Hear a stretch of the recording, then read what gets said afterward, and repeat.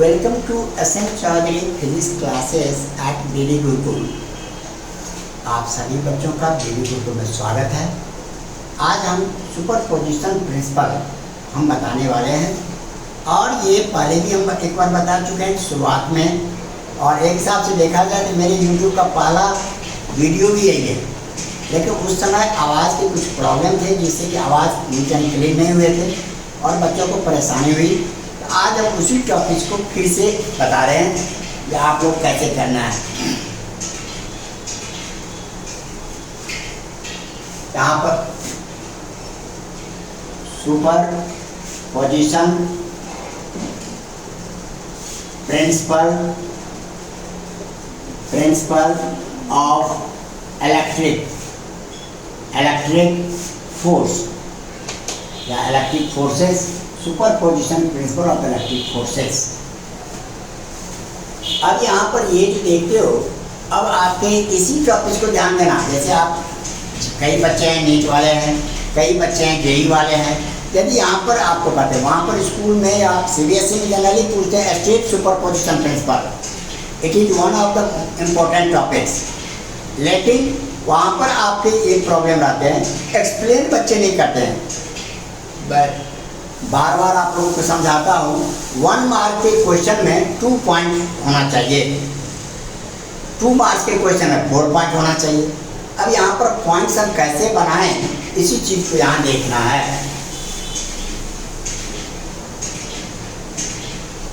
अब यहाँ पर इंट्रोडक्टरी में पहला देख लो, इंट्रोडक्शन। पॉइंट वाइज बना दो बेटा, अपने आप दिखेगा। द फोर्स, यहाँ पर आप हेडलाइन दिए, नीचे से लिखना शुरू करो। The force on a charge particle, force on charge particle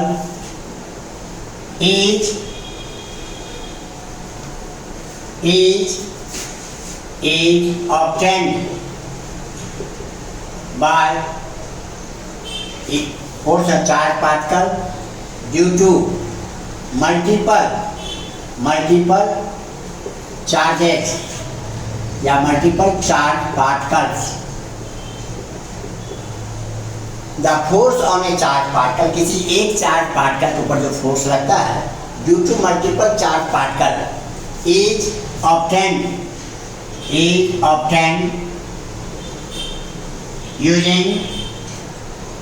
using Coulomb's law of electric force. हम इसमें इंट्रोडक्शन दे दिए। एक चार्ज पार्टिकल है, उसके पड़ोस में आसपास में कई सारे चार्ज पार्टिकल हैं, सभी उसके ऊपर फोर्स लगाएगा। तो टोटल फोर्स कैसे निकालें, इसमें हम किसकी मदद से निकालते हैं? Coulomb's law. ये हम वैसे भी लिख सकते हैं, लेकिन यहाँ इंट्रोडक्शन दे दिया था। टीचर के लुकअप में देखो, टीचर को मुझे अट्रैक्ट करना है। आप जनरली देखते हो फ्लावर्स के अलग अलग कलर्स होते हैं, और फ्लावर्स के अलग अलग कलर क्यों होते हैं? चटकीले कलर होते हैं। अब उसमें 2 होता है, या तो चटकीले कलर होंगे, गुड स्मेल होगा, या चटकीले कलर नहीं है तो स्मेल अच्छा है। कई में चटकीले कलर भी है और स्मेल। ऐसा इसलिए कि वो दूसरे इंसेक्ट को अपनी ओर अट्रैक्ट करता है कलर पर, और जब इंसेक्ट वहाँ बैठते हैं वहाँ से उनका पोलन ग्रेन उसमें चिपक जाते हैं, फिर वो दूसरे पर जाते हैं और इस तरह से क्रॉस पॉलिनेशन हो जाता है, उनका वंशज बना रहता है। इसी तरह से आप समझो, हमें टीचर को अट्रैक्ट करना है। कॉपी हम इस तरह से नोट करें, जब टीचर हमारी कॉपी को पढ़े, और ऐसा कब होगा? जब नीट एंड क्लीन रहेगा, पॉइंट वाइज रहेगा, तब ये ऐसा हम कर सकते हैं। तो आपका पहला पॉइंट हमने डाल दिया इंट्रोडक्शन। अब यहाँ पर प्रिंसिपल लिखते हैं, यहाँ पर हम आपके अब नेक्स्ट पॉइंट में दे दो प्रिंसिपल सेकंड पॉइंट में, क्योंकि जनरली टीचर आपको बताते हैं, जैसे CBSE के हैं या किसी बोर्ड के यूनिवर्सिटी के, वो कॉपी चेक करने में इतने आंधी की जरूरत रहते हैं। पैराग्राफ देखा, 3 में से 2 डाल दो, 1.5 डाल दो। पॉइंट जो है तब तो हर पॉइंट को एक बार टच करेगा, वो एक बार देखने का प्रयास करेंगे तो अपने आप कॉपी आपके अच्छे। इस तरह की कई सारी इंफॉर्मेशन हम आपको देते रहेंगे। अब जरा देखो ध्यान से, प्रिंसिपल अकॉर्डिंग, यहाँ पर हमने लिख दिया according, according according to superposition, position, principle, principle according to principle, comma डाल दिए यहाँ से, the total force on a charge particle, on a charge particle due to multiple charge is equal to the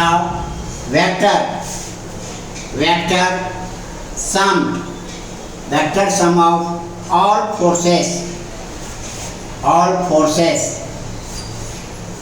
due to multiple charges।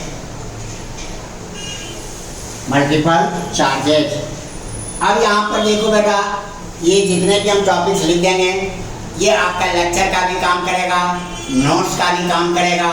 इस तरह से आप note कर सकते हो।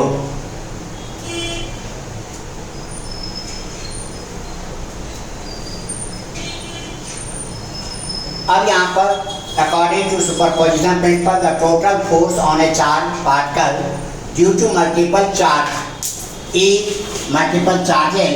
is equal to the vector sum of all forces due to multiple charges।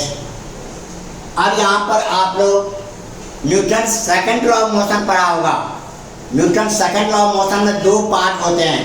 एक part होता है जिसको आप कहते हैं F=ma निकालने के लिए the rate of change of momentum is directly proportional to force. और सेकंड पार्ट टीचर खा जाते हैं और मैं बच्चों को समझाते हैं। सेकंड पार्ट हमें बताता है physical independence of forces.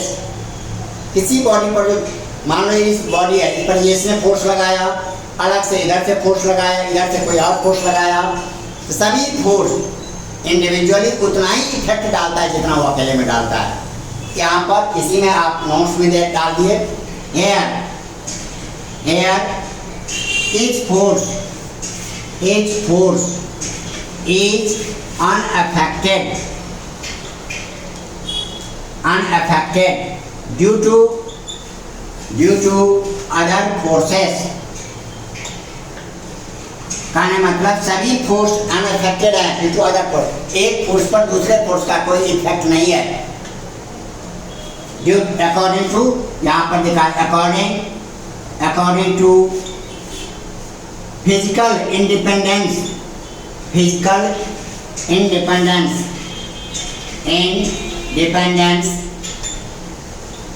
Independence of forces. अब आपके इतना पॉइंट आपने नोट कर दिया, ये दो पॉइंट में आ गए हमारे पास। तीसरे पॉइंट में मैथमेटिकली यहाँ पर दैट इज करके लिखो F0, ये हमने फोर्स लगा दिया रिजल्टेंट। अब जीरो कोई चार्ज है जिसके ऊपर ये लग रहा, F0 equal to F01 vector, F02 vectors, F03 vectors and so on, F0n vectors। ये हमारे रिजल्टेंट आ गया। आया बात समझ में? तो जब आपसे क्वेश्चन पूछता है स्टेट सुपरपोजिशन प्रिंसिपल, ये 1 मार्क्स के रहते हैं, तो आपको यहाँ से यहाँ तक बेटा लिखना चाहिए। अब यहाँ तक लिखते हो तो अब दिखाई तो पड़ेगा टीचर के, चश्मा लगाए चाहे जो लगाए उसको दिखाई तो पड़ेगा कि भाई 2 पॉइंट हैं, हाफ मार्क्स देंगे।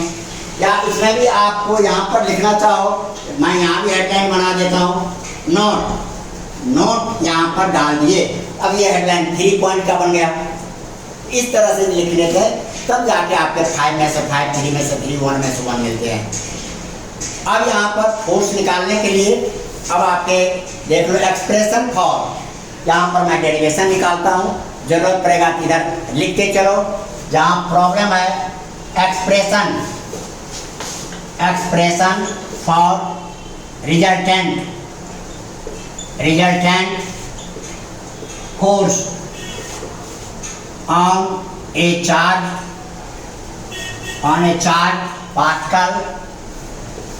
particle due to multiple charges या मल्टीपल चार्ज पार्टिकल्स। अब देखो जो हमें निकालना है वो हम यहाँ लिख ही दिए हैं, expression for resultant force on a charge particle due to multiple charge particle. और बेटा यदि आपके पास कलर सही कलर का पेन हो तो आप यहाँ पर अंडरलाइन करने का प्रयास करना।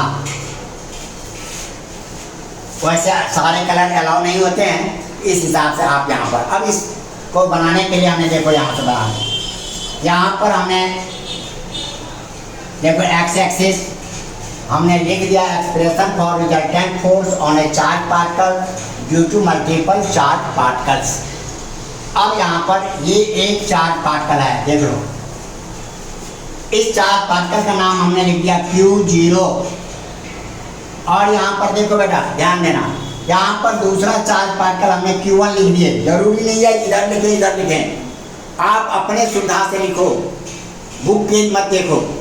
और Q1 जो है ये इसने क्या किया, इस डायरेक्शन में इसको फोर्स लगाएगा और Q0 पर लगा रहा है कौन 1।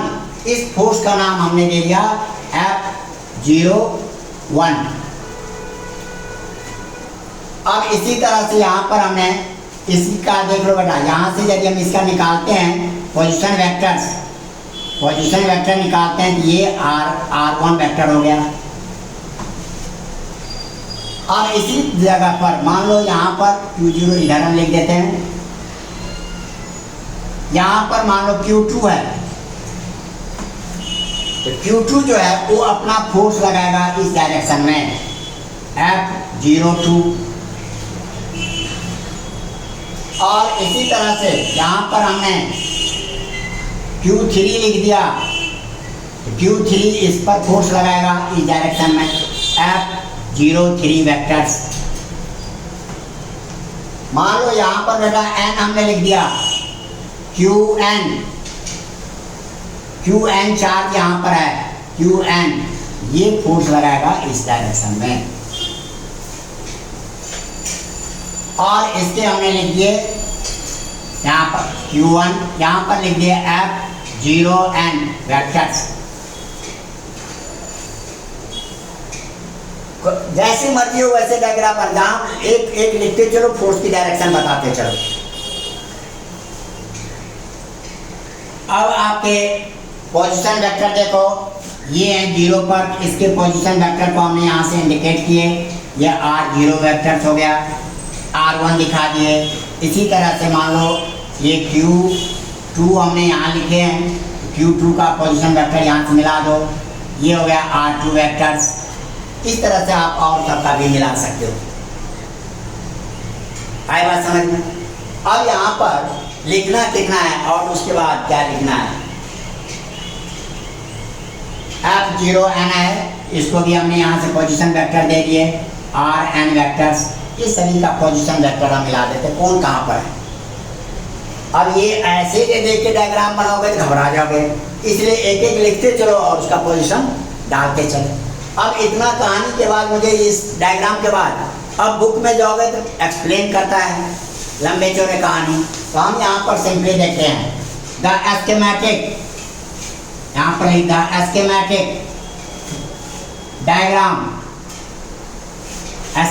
Diagram of the situation is shown in figure. बस हो गया, the schematic diagram of the situation is shown in figure. अब यहाँ पर अलग अलग फोर्स का नाम लिख लो जिससे कि कंफ्यूजन नहीं हो। F0 that is resultant force on Q0 F01, that is force on Q0 due to Q1, sorry, F02, that is force on Q0 due to Q2 और and so on, यही so on कर दो, so on F0n equal to force on Q0 due to Qn। ये हमने लिख लिया, 2-3 point लिख के दिखा दिए। ये हम इसलिए लिखे, बाद में बच्चे कंफ्यूज करते हैं, आप 01 लिखे या 10, गलतियां हो जाएगी। आपको 0 पर लगा, जिस पर फोर्स लगता है उसका हम नंबर पहले डालते हैं, और जो लगाता है उसका नंबर हम बाद में डालते हैं।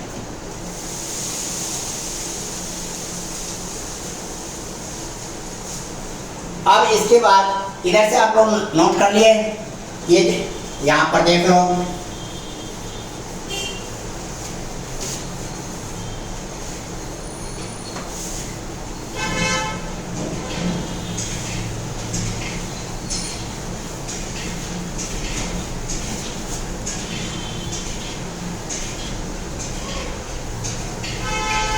एक पॉइंट यहाँ नोट कर देते हैं, यहाँ तक आ रहा है, देख लो। All forces are positive because repulsive force, क्योंकि यहाँ पर सारे के सारे पॉजिटिव चार्ज है, इसलिए रिपल्सिव के दिए हैं। अब यहाँ पर देख लो, according to Coulomb's law in vector form में, Coulomb's law in vector form हम बताए थे, यहाँ देखो जरा।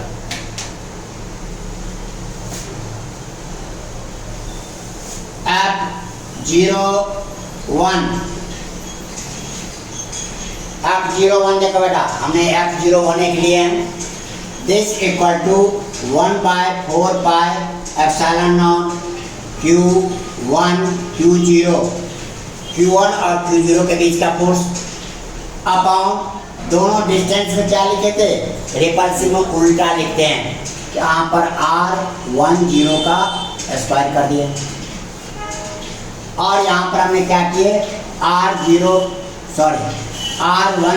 कैप लगा दिए वेक्टर को शो करने के लिए। R क्यूब नहीं होगा? नहीं, अभी आपको यहाँ दिए हैं, जब वेक्टर में और लाते हैं तब हम क्यूब डालते हैं। आपके R10, जैसे आपने कहा R10 को ऊपर नीचे मल्टीप्लाई करते थे, तब यहाँ पर R10 क्यूब बनता था। हमें उसकी जरूरत नहीं है, हमने सेकंड में ही ले लिए।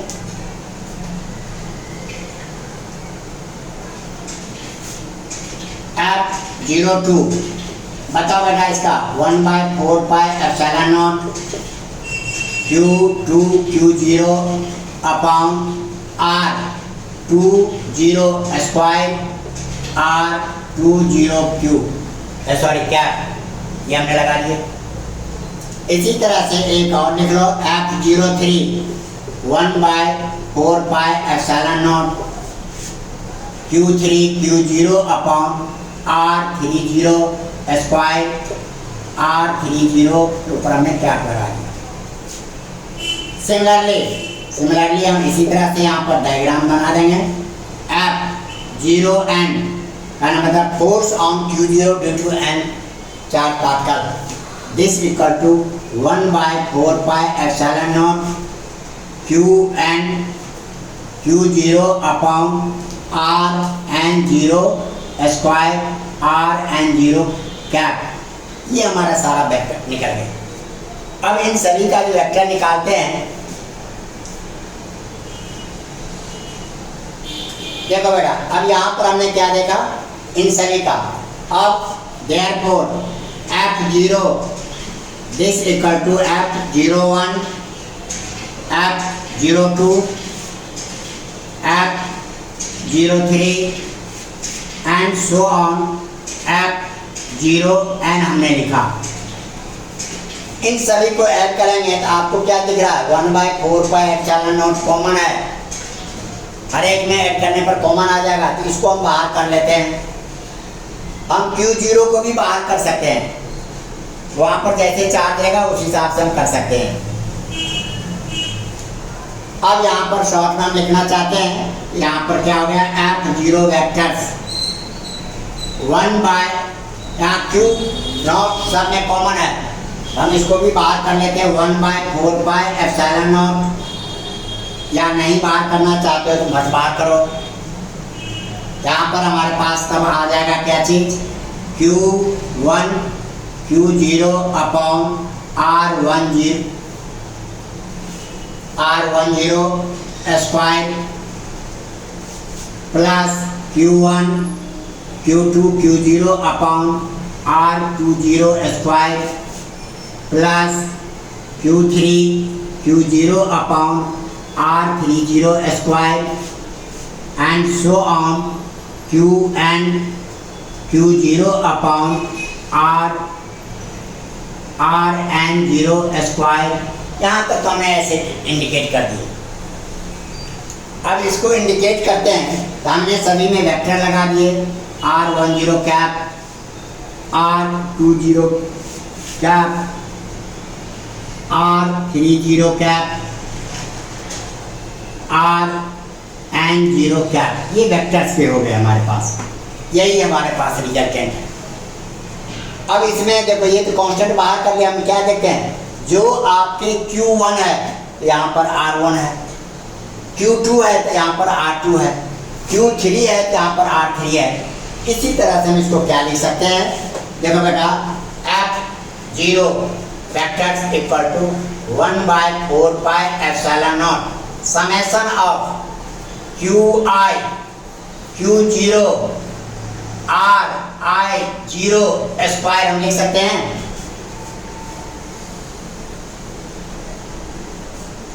और इन वेक्टर के जगह पर Ri0 कैप लगा दिए, ये रिजल्टेंट हो गया इसका।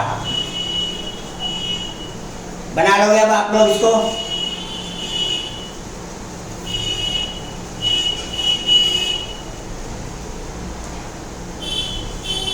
क्या हुआ बेटा, समझ में आ गए सारे।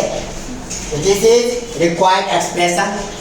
अब इसी में आप लोग कहते थे जैसे पावर 3 करेंगे, तो पावर 3 करेंगे तो हम वहाँ तक ले जाएंगे, इससे ज़्यादा हमें करने की जरूरत नहीं है। This is required expression, this is required expression. अब यहाँ पर देखो क्वेश्चन क्या था हमारा, state and explain superposition principle of electric forces and derive an expression for resultant force on a test charge. Q naught is known as test charge. अब आप ये नोट्स की तरह भी काम करेगा, लेक्चर की तरह भी काम करेंगे, और मैं स्पेशली इसलिए बनाता हूँ कि ये वीडियो हमारे बच्चे जो पढ़ के जाते हैं यहाँ से, कल के कहेंगे सर रिवाइज करवा दीजिए, रिवाइज कराते समय हो सकता है मेरा मूड किसी और तरह का हो, लिखते समय कोई लाइन आगे पीछे हो जाए, तो बच्चे कहेंगे सर उस दिन तो आपने ऐसे लिखा, आज ऐसे लिख रहे हैं। इसलिए मैं ये नोट करा दिया हूँ, समझा दिया हूँ, और यही पर डे आपका एक नोट्स के रूप में चलेगा। इसी में फार्मूला याद रखते हो, कंसेप्ट क्लियर है, तो अब आपके यही जेई के काम करेंगे, यही आपका नीट का काम करेगा, CBSE का करेगा ही करेगा। अब इसी के ऊपर जो बेस्ट न्यूमेरिकल्स होते हैं, नेक्स्ट क्लास में इसके ऊपर हम 2-4 न्यूमेरिकल्स आपको करा देंगे। Thank you. यदि वीडियो आपको अच्छा लगे तो लाइक, सब्सक्राइब, शेयर करना, और साथ साथ एक ज्वाइन बटन है, यदि नीट की तैयारी करते हो तो ज्वाइन बटन ज्वाइन करो, और जेई की तैयारी करते हो तो जेई के करो। वो हम टेबल पर बैठ के, टेबल पर वीडियो नहीं बनाते इस तरह से, टेबल पर बैठ के लाइव क्लास देते हैं यूट्यूब पर, जिसका कल से शुरू करेंगे हम जेई मेन के लिए। Thank you.